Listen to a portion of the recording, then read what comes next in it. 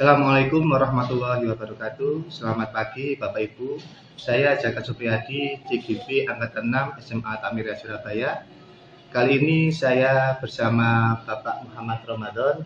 Assalamualaikum Pak Ramadan. Waalaikumsalam warahmatullahi wabarakatuh. Beliau adalah kepala sekolah SMA Takmiriyah Surabaya. Kali ini pada materi modul 3.1 yang membahas tentang pengambilan keputusan berdasarkan nilai-nilai kebajikan seorang pemimpin, maka pada kali ini saya akan ditemani oleh Bapak Muhammad Ramadan. Assalamualaikum Pak Ramadan. Waalaikumsalam warahmatullahi wabarakatuh. Bapak Ramadan ini adalah kepala sekolah dari SMA Takmiriyah Surabaya. Mohon maaf Pak Ramadan, apakah bisa saya minta waktu untuk wawancara tentang masalah pengambilan keputusan Bapak? Bisa?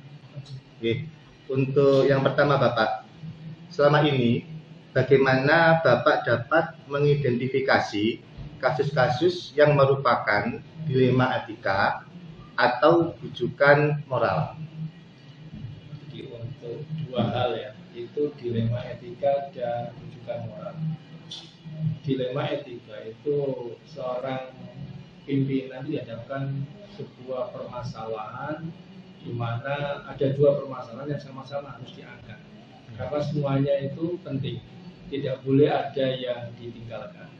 Kemudian yang kedua masalah rujukan moral. Nah ini beda lagi. Ini kan berkaitan dengan sesuatu hal yang memang tidak perlu dilakukan oleh seorang pegawai ya, seorang guru di sebuah sekolah. Seringkali kita dapatkan teman-teman guru itu punya aktivitas yang berlebihan di luar. Ya sehingga kadangkala karena terlalu berlebihan sehingga aktifnya itu lebih banyak di luar, sakitnya ada di sekolah. Ya, jadi inti dari yang disampaikan Pak Ramadan, kalau dilema etika adalah benar lawan benar. Ya. Tinggal bagaimana kita mengatasi, menyikapi masalah itu secara bijak. Sedangkan kalau rujukan moral adalah benar salah. Bagaimana kita memilih yang benar, tidak menggunakan yang salah. Gitu ya Pak. Baik Pak Rom, untuk yang kedua, selama ini bagaimana Anda menjalankan pengambilan keputusan di sekolah Anda, terutama untuk kasus-kasus di mana ada dua kepentingan yang sama-sama benar atau sama-sama mengandung nilai kebajikan? Begini ya, kita pertama itu kan melihat aturan yang ada. Ketika dengan aturan yang ada, kemudian salah satu di antara dua itu salah satu kemudian tidak memenuhi aturan yang ada. Padahal itu penting juga. Nah itu pimpinan harus bertindak dengan segera. Karena program-program sekolah itu kan berorientasi kepada siswa. Jangan sampai dengan aturan yang ada kemudian kepentingan siswa ini terabaikan.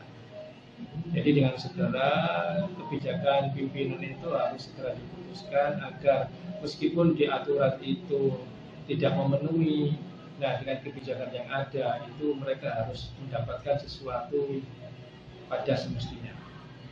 Terima kasih Pak Rom. Selanjutnya Pak Rom untuk pertanyaan ketiga.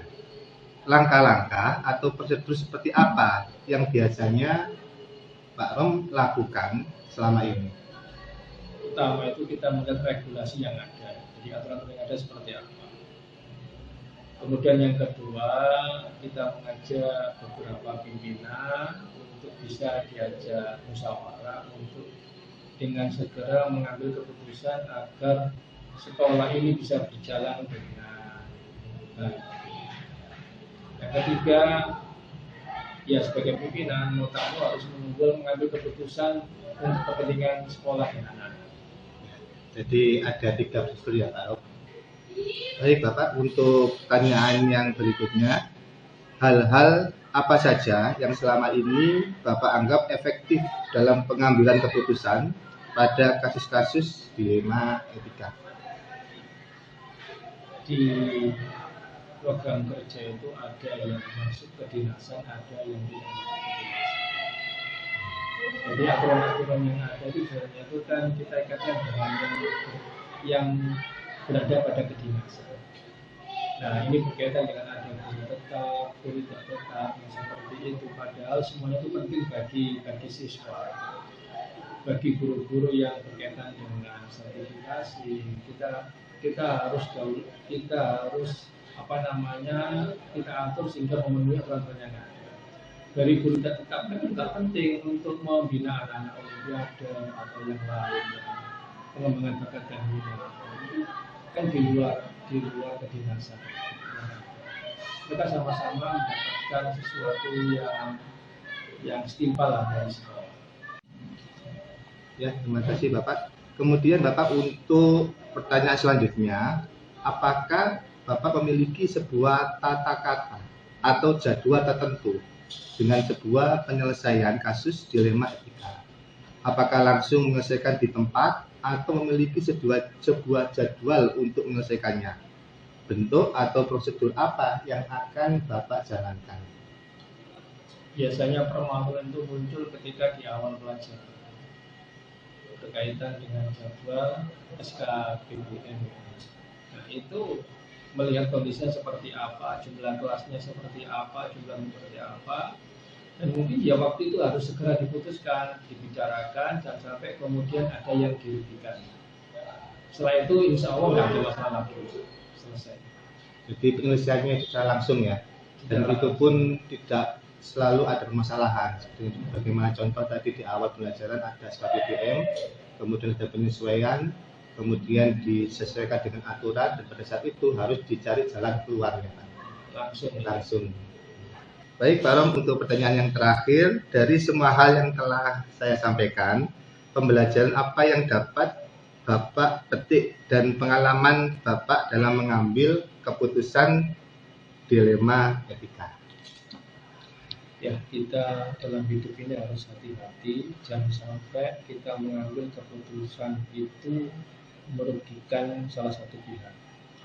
Dimana kalau sampai ada yang dirugikan, itu akan berdampak besar bagi yang bersangkutan, juga berdampak juga terhadap keberlangsungan sekolah ini. Kita memang menghadapkan permasalahan, tapi namanya pimpinan mau tak mau harus mengambil langkah yang tepat, ya, dan tidak terlalu berdampak bagi semuanya.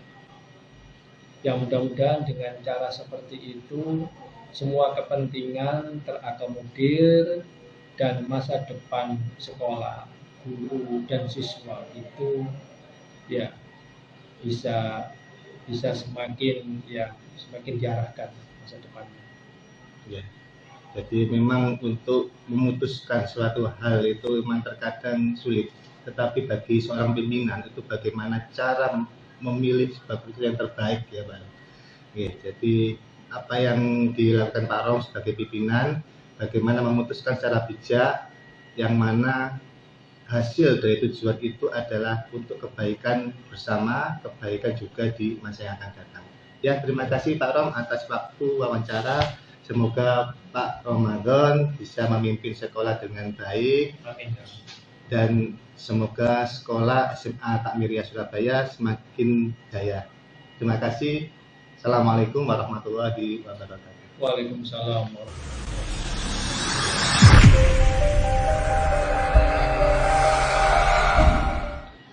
Assalamualaikum warahmatullahi wabarakatuh. Selamat pagi Bapak Ibu. Saya Jaka Supriyadi, CGP Angkatan 6 SMA Takmiriyah Surabaya.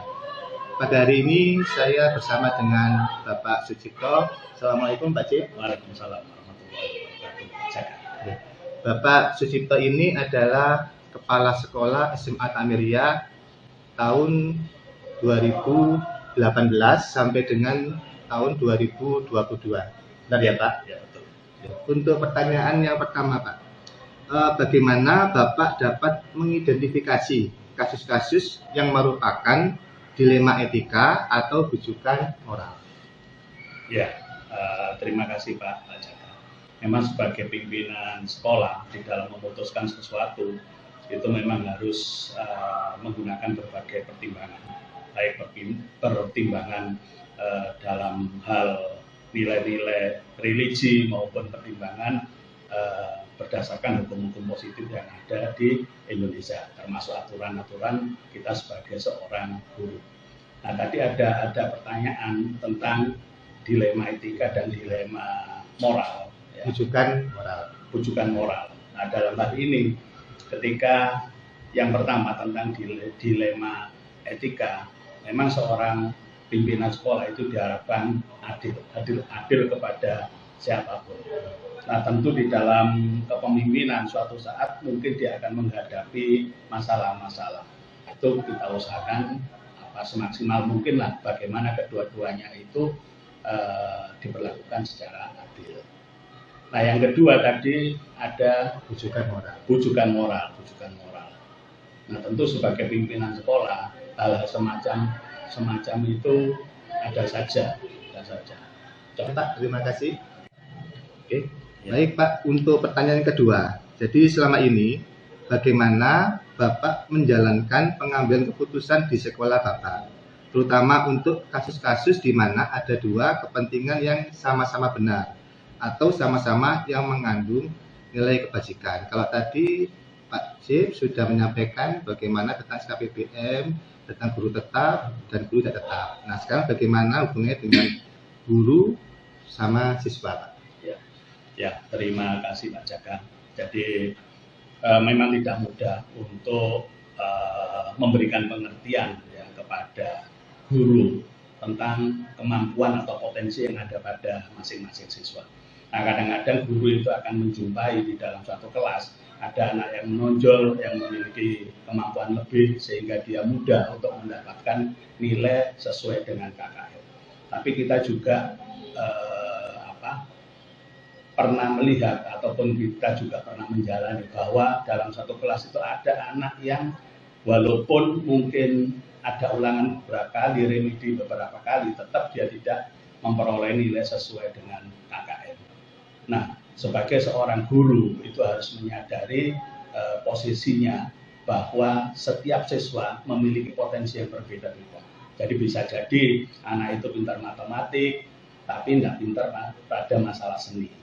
Ada sebaliknya anak itu yang menonjol di bidang seni, tapi di bidang pelajaran yang lain, eksak misalkan, tidak bisa. Maka sangat bijak, andai kata guru itu menyadari bahwa setiap anak itu punya potensi yang berbeda-beda, sehingga ketika anak itu mendapatkan di bawah KKM dari materi-materi disampaikan oleh guru, itu jangan langsung ditulis di bawah KKM, melainkan harus diberikan pengulangan, pengajaran ulang, kemudian diremedi kembali. Ya. Nah, tingkat remedi tentu saja karena anak itu memiliki kemampuan yang berbeda, maka tingkat kesulitan dari remedi itu harus diturunkan. Sehingga suatu saat anak ini benar-benar mendapat nilai sesuai dengan KKM-nya. Jadi seperti itu.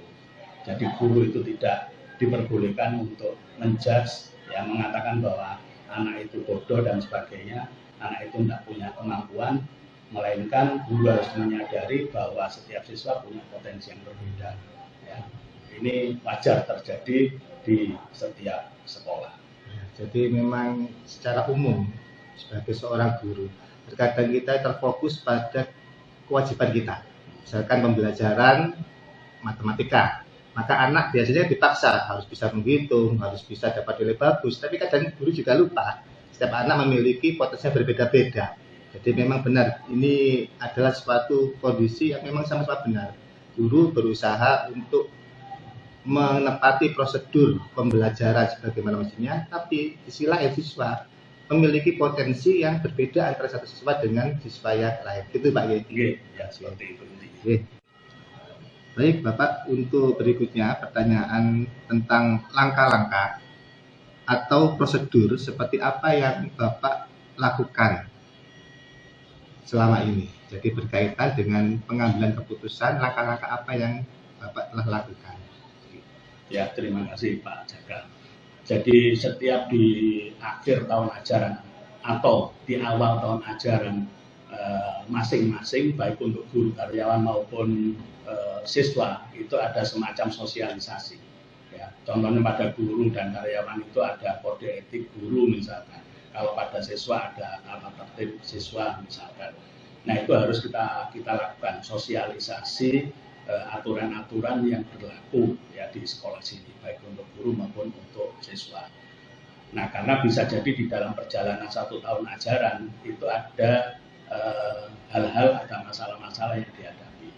Nah, Kalau itu sudah kita sampaikan terlebih dahulu, kemudian memang di tengah-tengah tahun ajaran ada berbagai masalah yang kita hadapi, maka kalau itu muncul, maka kami selaku kepala sekolah itu akan mengajak rapat kepada seluruh pimpinan sekolah yang lain, ya, maksud saya adalah wakil-wakil kepala sekolah yang lain ketika kami menemui masalah. Nah, setelah kami mengajak rapat kepada wakil-wakil kepala sekolah, nah kami ingin cross check, ya, ingin melihat kebenaran yang ada, apakah benar. Maka caranya yaitu kami memanggil guru atau siswa yang bersangkutan. Kalau dalam istilah kami istilahnya tabayun, jadi mencari fakta-fakta, nilai-nilai kebenaran, apakah masalah itu benar atau tidak. Kalau itu sudah kami lakukan, maka kami akan bisa membuat keputusan. Jadi setelah rapat dengan pimpinan yang lain, kemudian setelah kami meminta keterangan atau fakta-fakta tentang masalah tersebut benar atau tidak, baru kemudian kami mengambil keputusan. Itu saya kira. Jadi ada 3 proses ya, prosedur ya. Pertama sosialisasi, kemudian yang kedua melakukan cek fakta atau tabayun, dan yang ketiga merapatkan dengan diskusi dengan lain. pimpinan yang lain. Iya, baru kami ambil keputusan. Jadi selanjutnya Pak, untuk pertanyaan hal-hal apa saja yang selama ini Bapak anggap efektif dalam pengambilan keputusan pada kasus-kasus dilema etika. Ya, terima kasih Pak Jaka. Jadi tadi di awal ada beberapa pertanyaan di awal itu kami katakan bahwa sesungguhnya hubungan antara pimpinan sekolah dengan guru, dengan karyawan, dengan siswa, dengan orang tua itu harus baik, harus dijalin baik sejak awal. Makanya ketika di awal tahun ajaran itu selalu kita adakan rapat tahun ajaran untuk semua guru dan karyawan. Sedangkan untuk orang tua dan siswa itu juga kita mengagendakan. Hampir setiap awal tahun ajaran kita mengadakan koordinasi dengan rapat kepada orang tua dan siswa. Nah, hal-hal ini yang setidak-tidaknya akan dipahami oleh semua, istilahnya apa ya, sivitas akademika. Jadi yang termasuk dalam lingkungan sekolah, guru, karyawan, pimpinan, bahkan juga dengan yayasan, dengan orang tua dan siswa.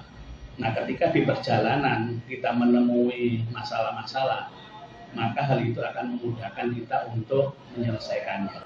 Karena semua program-program kita, ya, kode etik guru karyawan, aturan terhadap siswa dan sebagainya sudah kita sampaikan di awal.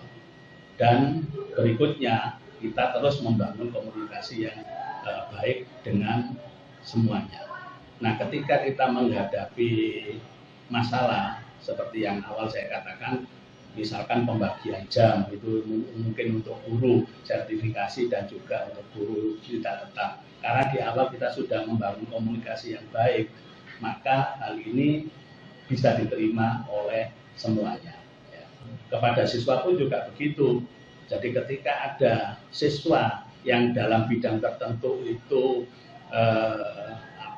tidak menonjol atau bahkan misalkan mendapatkan nilai di bawah KKM, maka kita sudah memberikan pengertian kepada guru agar tidak langsung memberikan nilai di bawah KKM, melainkan kita juga harus melihat potensi-potensi dia yang lain. Bisa jadi di pelajaran eksak itu dia lemah, tapi di bidang seni dia menonjol. Sehingga ketika dia lulus, ada beberapa prestasi yang dia peroleh ketika dia di sekolah.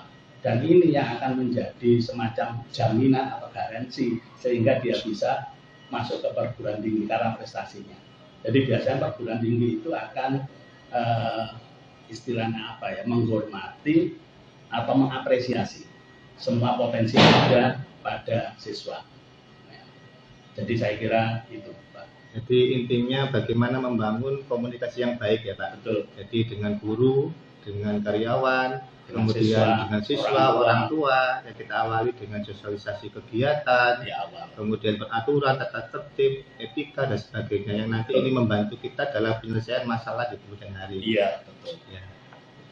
Baik Pak, untuk pertanyaan yang berikutnya,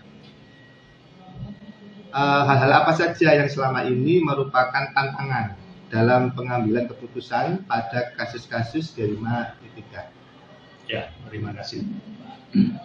Jadi sebenarnya kita berusaha untuk meminimalisir ya, semua tantangan, hambatan ya, di dalam perjalanan sekolah ini dalam 1 tahun pelajaran.